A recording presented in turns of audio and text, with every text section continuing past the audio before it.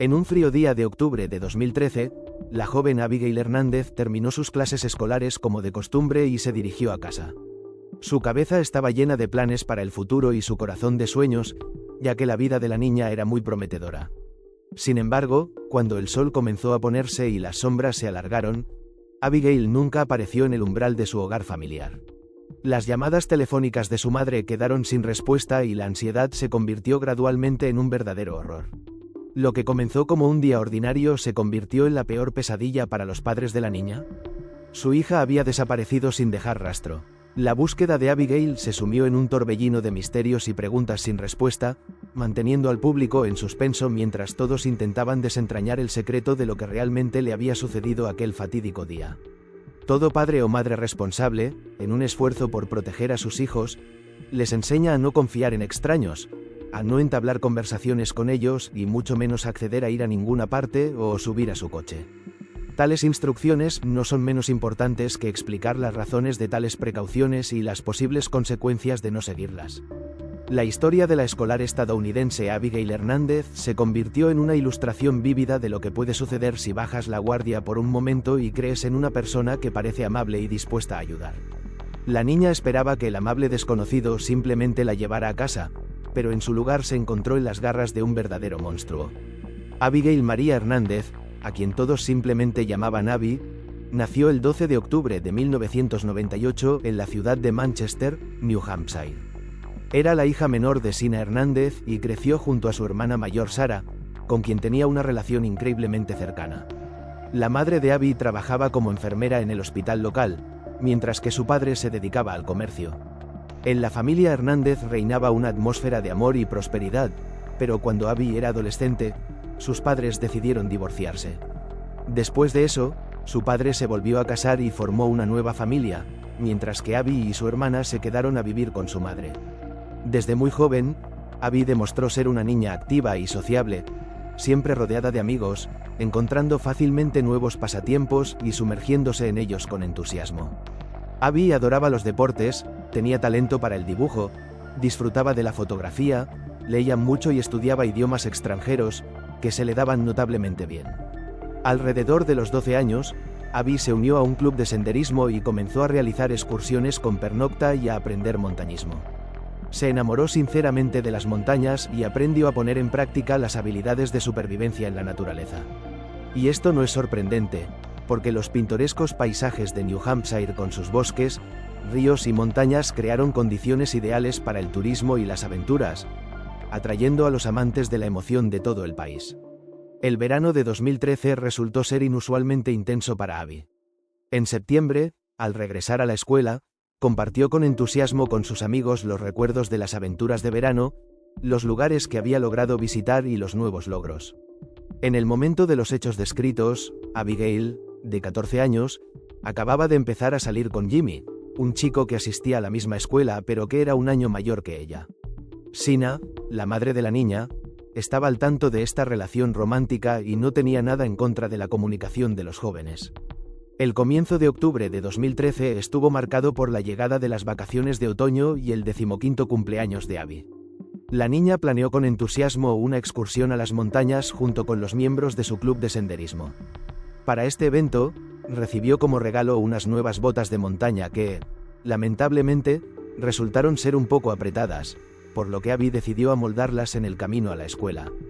El 9 de octubre, como de costumbre, la joven Hernández se dirigió a clases.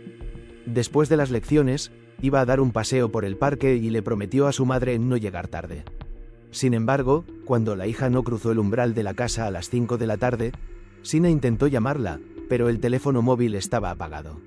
La mujer comenzó a preocuparse, pero aún sugirió que tal vez la batería del teléfono de su hija simplemente se había agotado y se había quedado hasta tarde con amigos. Sin embargo, pasaron unas horas más y no llegaron noticias de Abby. Sina se alarmó seriamente. Comenzó a llamar a los amigos y profesores de su hija para averiguar cuándo había salido de la escuela y con quién podría haber ido. Le dijeron que Abby se había ido inmediatamente después de las clases, se había despedido de sus amigos en la parada donde subían al autobús escolar y había decidido caminar a casa a pie. Abigail no visitó a ninguno de sus amigos ni llamó a nadie. Incluso Jimmy, con quien habían planeado verse, No pudo comunicarse con ella. La asustada Sina, llevando a su hija mayor Sara con ella, acudió inmediatamente a la comisaría para denunciar la desaparición. Dada la minoría de edad de Abby, la operación de búsqueda comenzó de inmediato. Se estableció que la señal de su teléfono desapareció aproximadamente a 1,5 millas de la casa. La noticia de la desaparición de la escolar se difundió como un rayo a través de las redes sociales y se imprimieron folletos con una foto de la niña, una descripción de su ropa y un número de teléfono al que llamar si alguien tenía alguna información. A la mañana siguiente, apareció una historia sobre este suceso en las noticias de la noche con una llamada de ayuda. Cientos de policías, voluntarios y residentes locales se unieron para buscar a Abby. Peinaron parques, terrenos baldíos, cuerpos de agua y edificios abandonados. Los agentes de la ley trabajaron en varias versiones, buscaron testigos y hablaron con familiares y amigos de la niña desaparecida, pero sin éxito. Los detectives intentaron averiguar si Abigail tenía enemigos, personas malintencionadas o quizás admiradores demasiado persistentes. Sin embargo, todos los que la conocían aseguraban que la niña siempre era amigable, sociable y una favorita universal. No tenía conflictos con quienes la rodeaban y ninguno de sus amigos notó que alguien la siguiera o intentara hacerle daño. La primera persona a la que los investigadores interrogaron fue a Jimmy, el novio de Abby, quien inmediatamente cayó bajo sospecha. Los policías intentaron entender si había habido peleas o agravios entre los jóvenes que pudieran haber sido un motivo para un crimen. Pero el joven estaba conmocionado y no podía entender en absoluto por qué era sospechoso. Se sorprendió genuinamente de que alguien pudiera pensar que deseaba el mal a su amada. Sin embargo, Jimmy tenía una coartada de hierro para el momento de la desaparición de Abby, que fue confirmada por su familia, maestros y amigos. Su día estaba programado literalmente minuto a minuto. Lecciones, entrenamiento, ensayo de la banda escolar y la celebración del cumpleaños de su abuelo, a la que el niño no podía faltar bajo ninguna circunstancia. Jimmy cooperó voluntariamente con la investigación, contó a la policía todo lo que sabía, pero esto no ayudó a avanzar en la investigación ni un ápice. La escolar parecía haberse desvanecido en el aire. Durante mucho tiempo no fue posible encontrar una sola pista o incluso una sugerencia en qué dirección moverse. A pesar de que las posibilidades de encontrar a Abigail con vida se desvanecían con cada día que pasaba, los detectives no dejaban de intentar resolver este misterioso caso. Los familiares de la niña seguían esperando un milagro. Aproximadamente 1,5 meses después de la desaparición de su hija, Sina encontró una extraña carta en su buzón, escrita con la letra de Abby.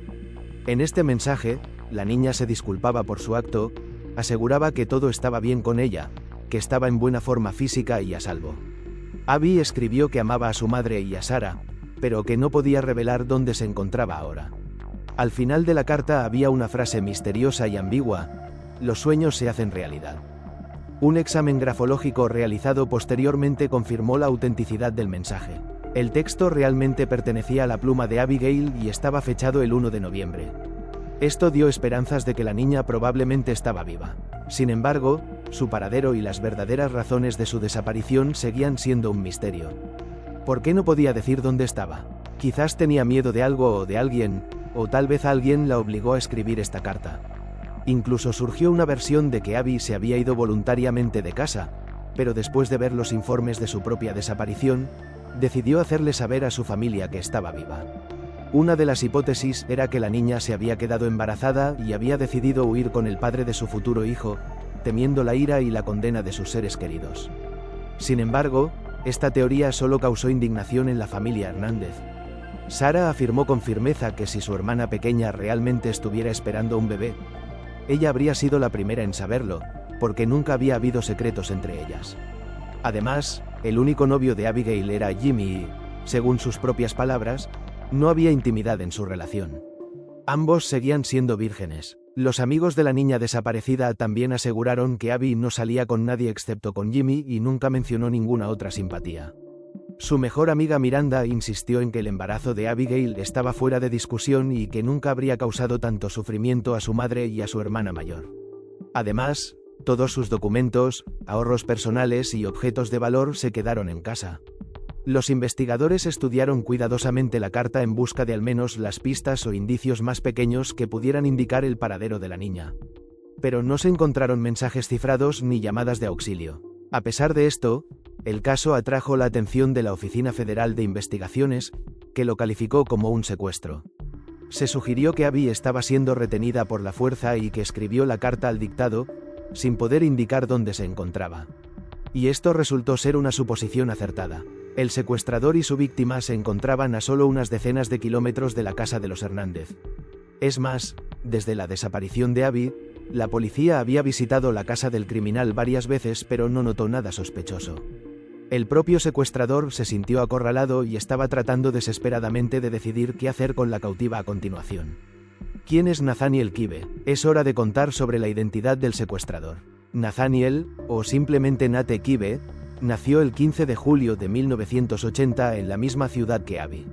Hay poca información sobre su familia, pero de algunas fuentes se sabe que fue criado por una madre soltera y que nunca conoció a su padre biológico. Durante sus años escolares, Nate era conocido como un verdadero matón y peleador. Constantemente se metía en peleas y conflictos con todos a su alrededor. Incluso tenía una lista de personas a las que quería atormentar o golpear.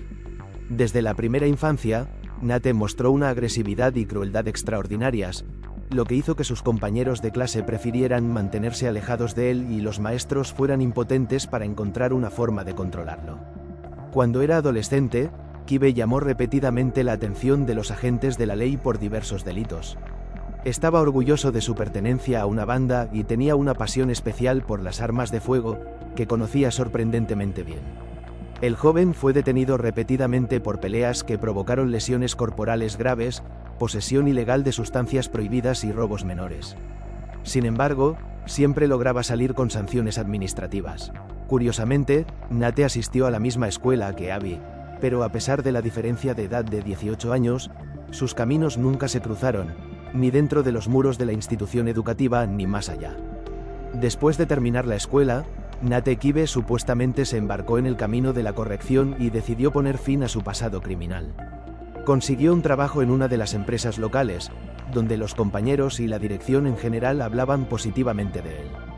Sin embargo, un par de años más tarde, después de un gran conflicto con un empleado en el que infligió daño corporal, Nate renunció, se mudó a las afueras y se instaló en una zona desfavorecida en un parque de casas rodantes. Los vecinos lo consideraban extraño y trataban de evitar comunicarse con este tipo sombrío y agresivo.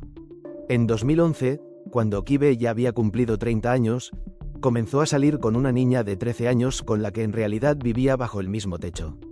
Ella provenía de una familia disfuncional, huyó de casa y se instaló en la casa rodante de Kibe. Ni siquiera ocultaba su relación, llamando abiertamente a la escolar su novia. Sorprendentemente, estos hechos no tuvieron consecuencias legales para él. En la primavera de 2013, Nate Kibe intentó por primera vez secuestrar a una persona, pero afortunadamente su plan fracasó. Atacó a una escolar de 15 años en una parada de autobús cerca de una institución educativa e intentó meterla a la fuerza en un coche. La niña resistió desesperadamente, gritó y pidió ayuda. Los transeúntes corrieron hacia el ruido y el criminal se apresuró a huir de la escena. A pesar del testimonio de la víctima y de los testigos, el caso pronto se cerró y nunca llegó a los tribunales. Nadie percibió a Kibe como una amenaza real. Ahora volvamos al día de la desaparición de Abby, el 9 de octubre de 2013. En vísperas de su 15º cumpleaños, se convirtió en la dueña de unas nuevas botas de montaña que, lamentablemente, resultaron ser demasiado ajustadas. Abby decidió amoldar los zapatos de camino a la escuela. Al final de las clases, le dolían insoportablemente los pies, pero la niña decidió caminar a casa. Cada paso le causaba sufrimiento y aún le quedaban unos 1,5 kilómetros hasta su casa. Fue en ese momento cuando una vieja camioneta se detuvo junto a ella, conducida por Nathaniel. El sonriente hombre se ofreció a llevarla a donde quisiera, pero Abby rechazó la oferta. Sin embargo, el extraño no se rindió y condujo lentamente a su lado, sin dejarla sola. Nate notó la cojera de la niña y le preguntó qué había pasado. Abby suspiró y admitió que las botas nuevas le habían rozado los pies. Durante esto, Kibe abrió la puerta del lado del pasajero y le hizo un gesto para que subiera. Ella dudó pero finalmente accedió. A Abby le parecía que ningún peligro podía venir de este hombre amable, pero se equivocó fatalmente. Durante el viaje, Nate habló casualmente, tratando de adormecer la vigilancia de la niña, lo que logró brillantemente. Abby se sintió completamente segura, respondió fácilmente a sus preguntas y se rió sinceramente de sus bromas. En un momento dado, Kibe informó que necesitaba pasar por una ferretería para comprar materiales de reparación. Cuando entraron en un aparcamiento oscuro, Abby se puso visiblemente nerviosa. Dijo que su casa estaba a un tiro de piedra y que podía llegar fácilmente a pie.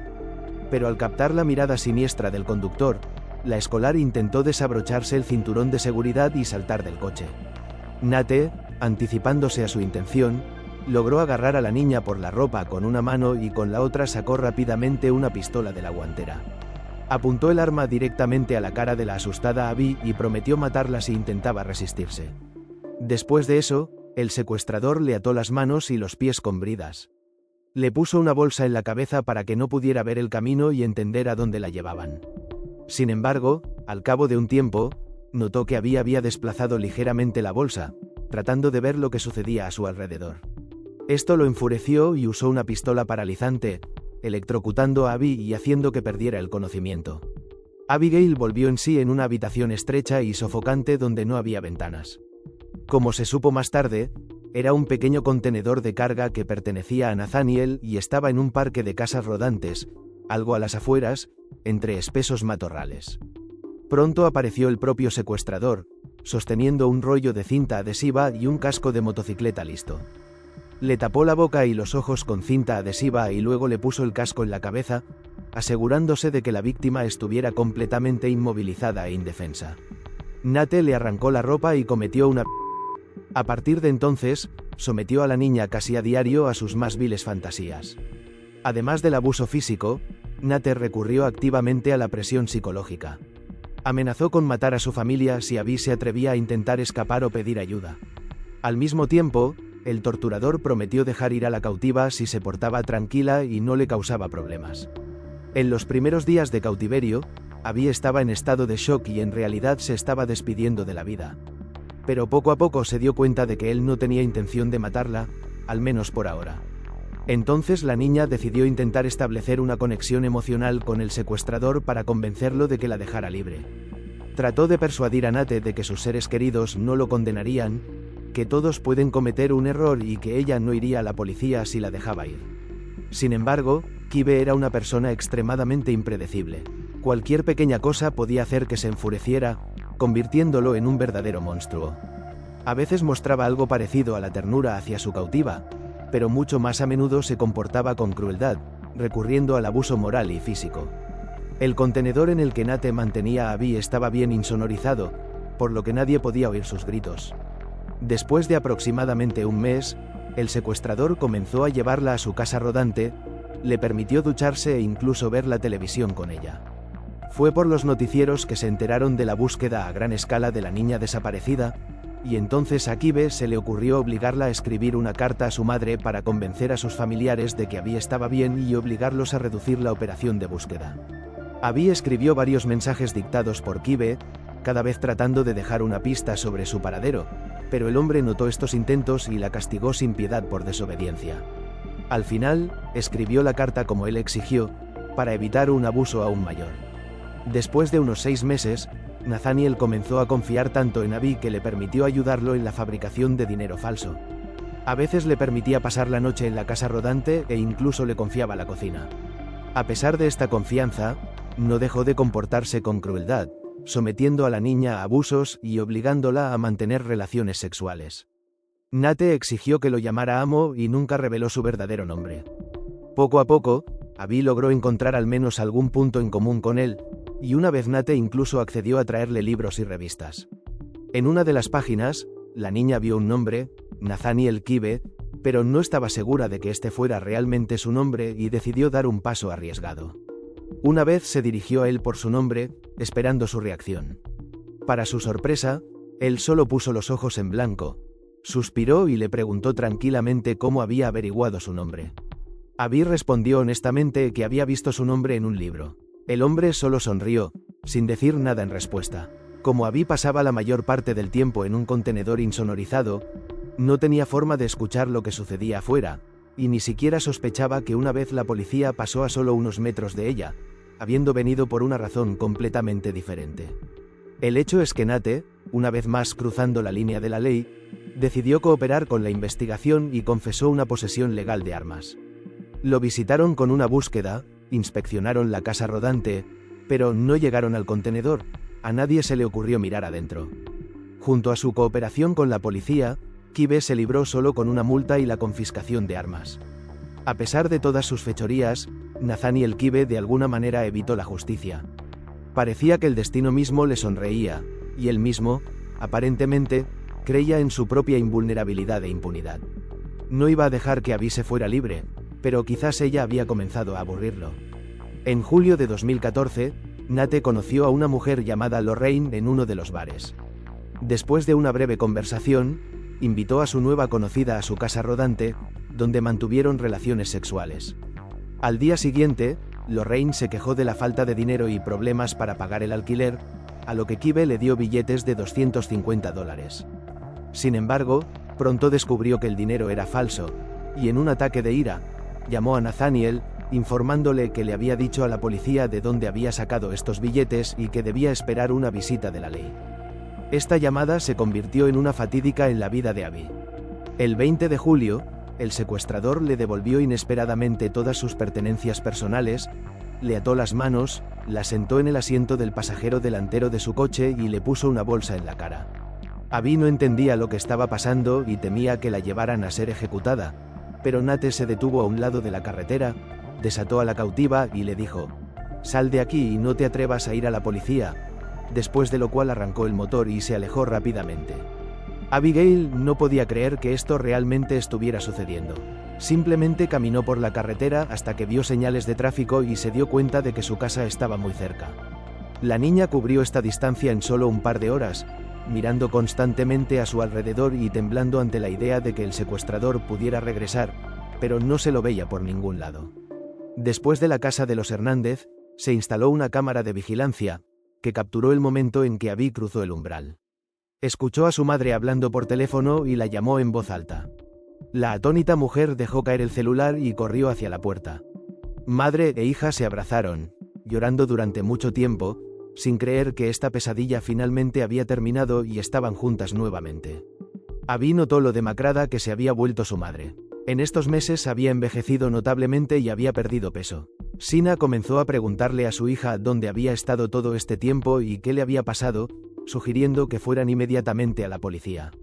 Sin embargo, Abby, recordando las amenazas del secuestrador, decidió no delatarlo y dijo que no sabía quién la había secuestrado y dónde la habían tenido retenida. Tampoco dijo su nombre a la policía, temiendo que Nate pudiera volver por ella o por sus seres queridos. La niña pasó la semana siguiente reflexionando intensamente, sin saber qué hacer. Al final, sin embargo, decidió decirle la verdad a su madre. Sina la convenció de ir nuevamente a la policía, explicándole que el criminal debe responder por lo que había hecho y, además, ni Abby ni su familia podrían sentirse seguros mientras Kibe estuviera en libertad. El 27 de julio de 2014, Abby nombró al secuestrador, así como la marca y el número de su coche. El hombre fue arrestado al día siguiente y, para sorpresa de todos, no se resistió, aunque negó categóricamente su culpabilidad. Sin embargo, en su casa rodante y en el contenedor, que finalmente se inspeccionó, se encontraron muchas pruebas de que fue allí donde Abby había sido retenida durante mucho tiempo, siendo abusada y sometida a violencia sexual. Se encontraron cabellos, rastros de sangre, marcas de sudor, así como las uñas rotas de la víctima. A pesar de la evidente culpabilidad de Nate Kibe, su abogado presentó una apelación para su liberación bajo fianza ya en agosto. El juez concedió esta petición, provocando una ola de indignación y conmoción entre el público. Al mismo tiempo, ese mismo día, se emitió una orden que prohibía a Kibe acercarse a la familia Hernández e intentar comunicarse con ellos de cualquier manera. El juicio de Nathaniel Kibe comenzó en diciembre de 2014 y duró hasta mayo de 2016. El acusado, buscando mitigar la sentencia, aceptó un acuerdo de culpabilidad y se declaró culpable. Por los delitos cometidos, fue condenado a 90 años de prisión con derecho a libertad anticipada no antes de 45 años. Abby habló en el tribunal, afirmando que perdona a su secuestrador y que gracias a esta terrible experiencia, aprendió a valorar más la vida y cada momento pasado con sus seres queridos. Su madre también habló, diciendo que odia a Kibe con todo su corazón, pero al mismo tiempo le agradece por salvar la vida de su hija y permitirle regresar a casa. Esta historia demuestra cómo el increíble coraje de Abby y el apoyo de su madre ayudaron a restablecer la justicia y castigar al secuestrador. A pesar del horror que experimentó, Abigail encontró la fuerza para perdonar al torturador y adquirir una nueva comprensión del valor de la vida. El difícil juicio terminó con una dura sentencia, lo que permitió a la familia Hernández finalmente sentirse segura. No olvides dejar tu opinión en los comentarios. Suscríbete al canal y dale me gusta a este vídeo. Hasta la próxima, amigos.